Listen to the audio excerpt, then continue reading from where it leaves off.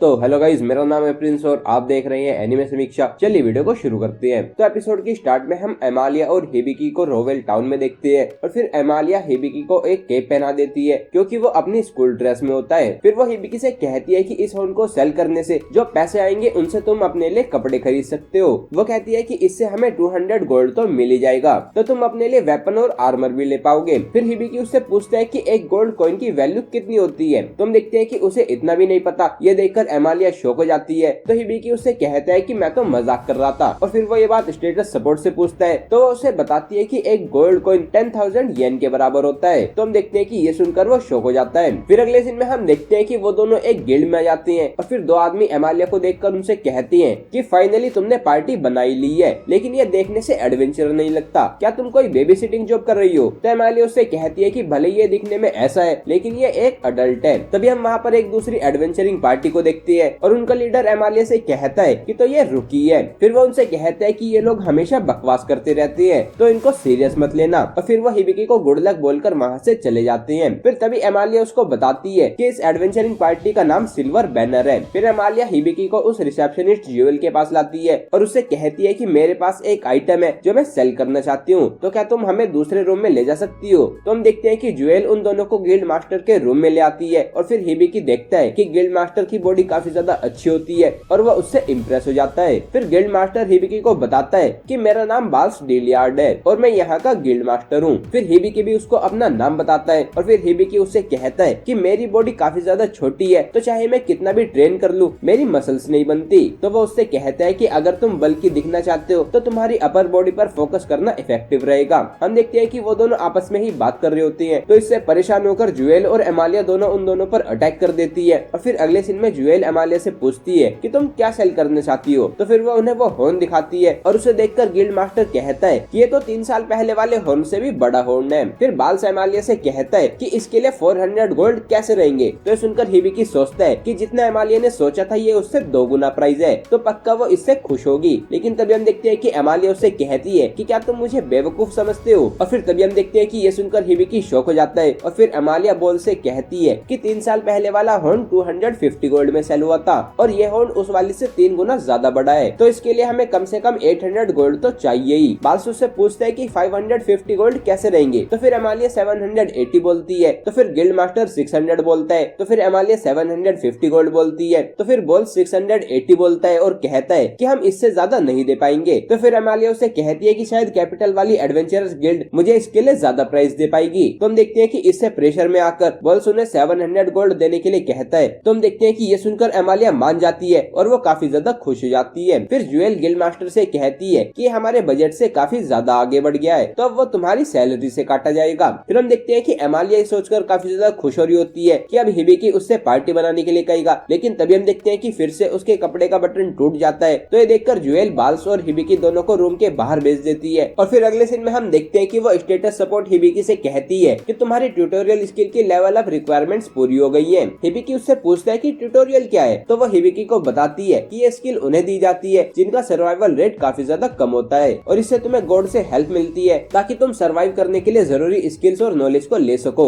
ये सुनकर हिबिकी उससे पूछता है कि क्या तुम सीरियस हो? तो तभी हम देखते हैं कि गॉड उससे कहते हैं कि बिल्कुल। हम देखते हैं कि ये सुनने पर हिबिकी सोचता है कि शायद मैं ये इमेजिन कर रहा हूँ और फिर हिबिकी सोचता है कि शायद गॉड की ही वजह से मैं यहाँ तक पहुँच पाया हूँ। और फिर वो गॉड को थैंक यू बोलता है। तो गॉड उससे कहते हैं कि ऐसे ही मेरी तारीफ करते रहो, उससे मैं काम करने के मूड में आ जाता हूँ। हम देखते हैं कि ये सुनकर हिबिकी शॉक हो जाता है और उससे पूछते हैं कि तुम कौन हो? तो वो कहता है कि मैं गॉड हूँ जो तुम्हें सपोर्ट कर रहा था। फिर वो हिबिकी से कहता है कि मैं हमेशा तुमसे बात नहीं कर पाऊंगा, लेकिन फिर भी तुम्हारी हेल्प करने के लिए मैं अपना बेस्ट करूंगा, तो अपना ध्यान रखना। और फिर हम देखते हैं कि ये कहकर वो गॉड चला जाता है। तो हिबिकी कहता है कि रुको, मुझे तो तुमसे काफी सारे क्वेश्चन पूछने थे। फिर वो स्टेटस सपोर्ट हिबिकी को बताती है कि तुम्हारी ट्यूटोरियल स्किल के लेवल अप होने की वजह से जो तुम्हें गाइड का सपोर्ट मिल रहा था वो अब नहीं मिलेगा। तभी हम देखते हैं कि एमालिया वहाँ जाती है और फिर तभी एक लड़की मेटियर उसे कहती है कि आपको एक मिशन मिला है और वो उसे एक लेटर देती है। और फिर हम देखते हैं कि उसे पढ़ने के बाद एमालिया हिबिकी से कहती है कि मुझे अभी इस सिटी के लिए निकलना होगा, मैं अपने होम टाउन की रिक्वेस्ट को मना नहीं कर सकती और मैं तुम्हें भी अपने साथ नहीं ले जा सकती।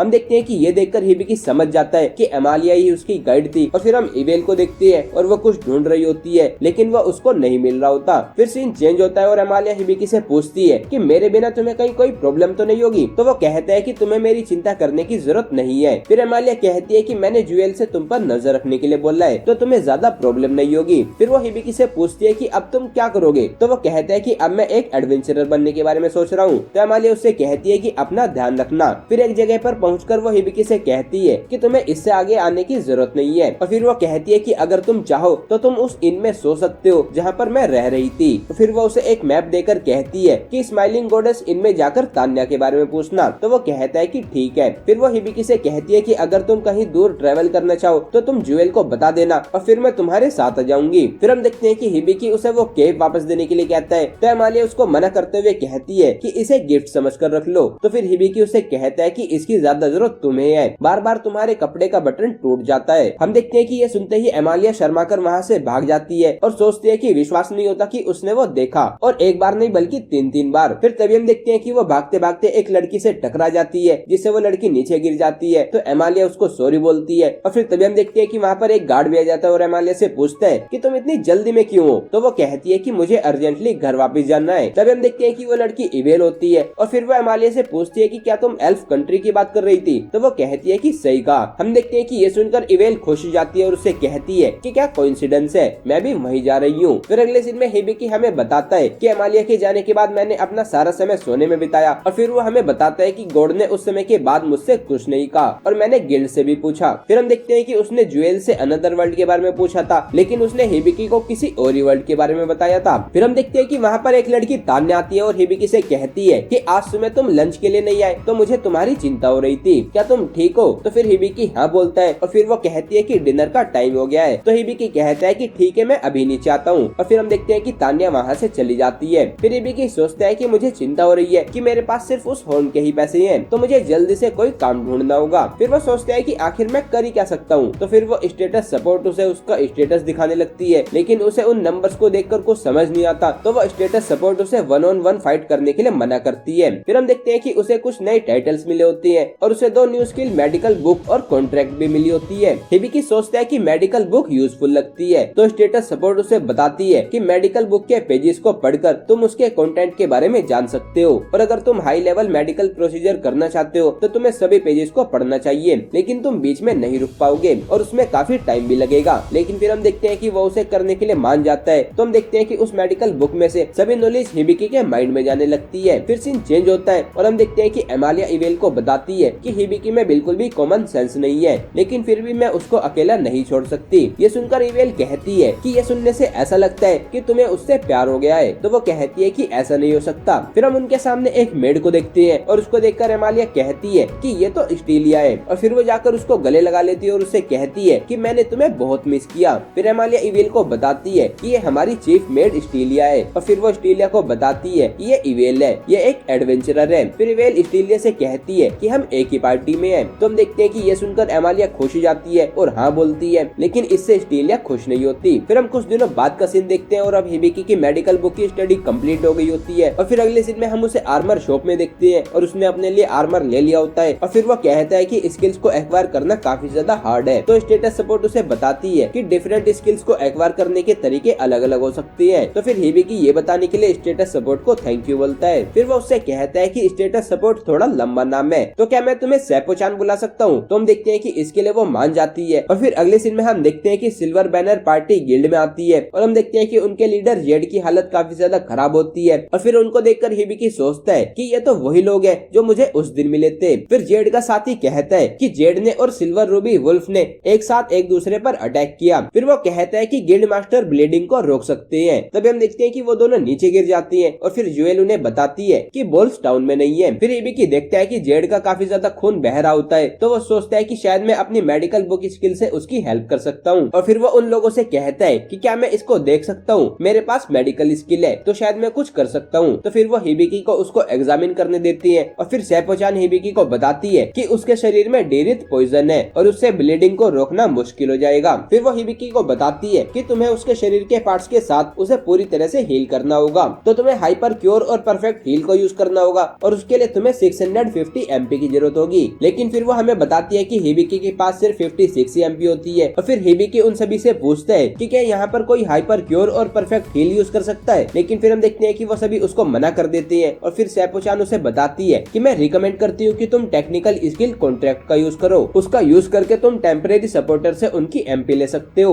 और उसके लिए वर्बल कॉन्ट्रैक्ट ही काफी रहेगा। तो हम देखते हैं कि ये सुनकर हिबिकी उन सभी से उसके साथ कॉन्ट्रैक्ट करने के लिए कहता है ताकि वो उनकी एमपी हिबिकी को ट्रांसफर कर सके। तो फिर हम देखते हैं कि एक एक करके वो सभी हिबिकी के साथ कॉन्ट्रैक्ट बनाने लगती है और वो अपनी एमपी को हिबिकी को ट्रांसफर करने लगती है। और फिर हम देखते हैं कि अब उसे सिर्फ 174 एमपी की ही जरूरत होती है। तो फिर ज्वेल भी उसके साथ कॉन्ट्रैक्ट कर लेती है और अपनी एमपी को उसको ट्रांसफर करने लगती है। और फिर हम देखते हैं कि उससे हिबिकी को 273 एमपी मिलती है और फिर हिबिकी जेड पर हाइपर क्योर का यूज करके उसके पॉइजन को ठीक कर देता है और फिर वो परफेक्ट हील का यूज करके उसको हील करने लगता है। और फिर हम देखते हैं कि इससे जेड के शरीर के पार्ट्स वापस से रीजनरेट हो जाती हैं और वो पूरी तरह से ठीक हो जाता है। लेकिन तभी हिबिकी बेहोश होकर गिर जाता है। फिर हम देखते हैं कि वो फिर से सपना देखता है जहाँ पर अमाने उससे कहती है कि तुम हमेशा बिना सोचे एक्ट कर देते हो, जैसे एक बार तुमने रिवर में डूब रहे डॉग को बचाया था। फिर वो कहती है कि कोई गारंटी नहीं है कि इसी तरह से कोई तुम्हें बचाने आएगा, तो तुम्हें केयरफुल रहना चाहिए। तभी हम देखते हैं कि सेपोचान उसे बताती है कि उसकी जॉब लेवल 2 से लेवल 5 की हो गई होती है। तो हम देखते हैं कि इस आवाज से वो अचानक से उड़ जाता है और फिर हम देखते हैं कि उसकी स्किल कॉन्ट्रैक्ट और ट्रांसलेशन भी लेवल अप हो गई होती है। और फिर हम वहाँ पर ज्वेल को देखते हैं और वो हिबिकी से कहती है कि तुमने मेरे छोटे भाई को बचाया, तो इसके लिए मैं तुम्हारा शुक्रिया अदा करती हूँ। हिबिकी सोचता है कि ज्वेल बीस्ट वुमेन है और जेड ह्यूमन है, तो वो सिबलिंग्स कैसे हैं? तो ज्वेल उसे बताती है कि हमारी मदर अलग अलग थी। फिर वो कहते हैं कि सभी के मेरी हेल्प के बिना मैं ये नहीं कर पाता। तो ज्वेल कहती है कि लेकिन तुम वहाँ पर थे इसीलिए ये पॉसिबल हुआ।